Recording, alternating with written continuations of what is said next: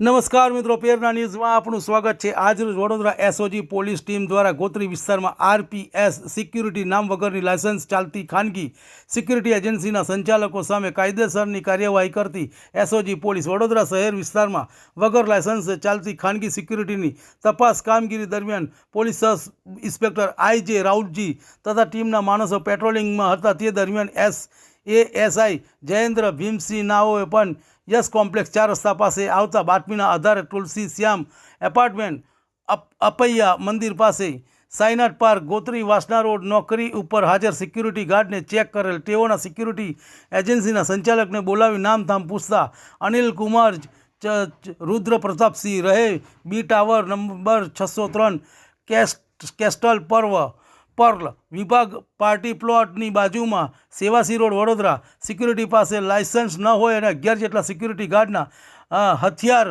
वगर माणसोए अलग अलग विस्तार में सोसायटी नौकरी पर राखी संचालक करे छे। तेमना विरुद्ध में कायदेसरनी कार्यवाही गोत्री पोलीस स्टेशन में गुनो नोंधी आगळनी कार्यवाही हाथ धरी हती। तमने अमारा समाचार पसंद आव्या होय तो लाइक शेर बेल आइकॉन और सब्सक्राइब करो।